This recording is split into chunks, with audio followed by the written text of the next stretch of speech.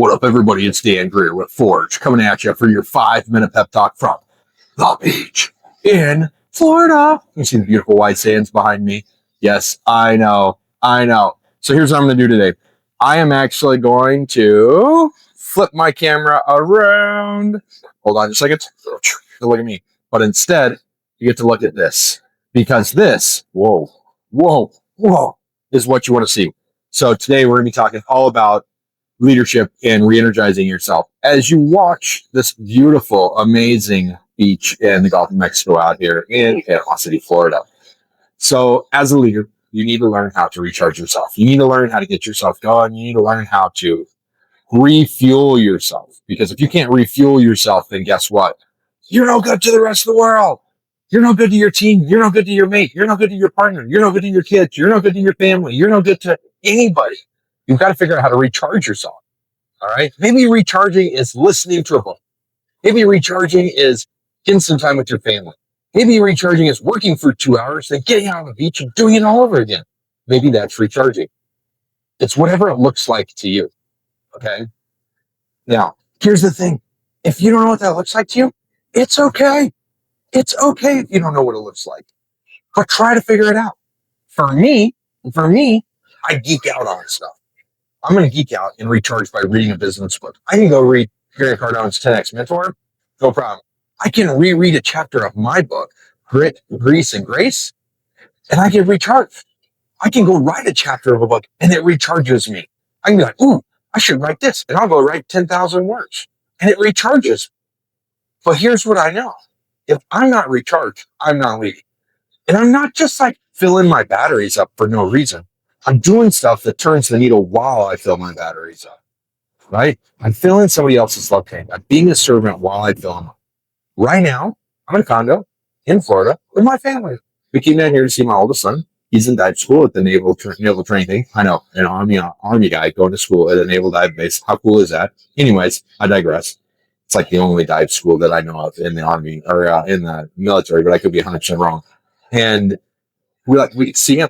We get to fill his tank. We get to fill our tank, right? We get to have some fun while we're here, and it's great. And we're going to do some other things. We're recharging. I'm recharging multiple people's tanks at the same time. I'll show this view to my team on our morning Teams call and be like, "Hey, check out where I am." And they'll be like, "Oh, is that real? Is that fake? That looks fake." Yeah, that's got to be AI. Nope, it's real. I can hear the ocean behind me. I can sleep with my door open and listen to the ocean if I want to, right? Like, that's recharging my batteries, is that. But it's not only going places that recharge my batteries. I get recharged when I talk to people, when I get to have meaningful conversations with them. When I meet somebody at a business expo and they're as business oriented as I am, they're like, "Oh, what do you do about this?" And I can give them advice. Serving them recharges them. So my question to you is, what recharges you? What helps you keep going? Okay, 1, think about it. What recharges you? 2, how can you get recharged while you're working? I know that's a tough question.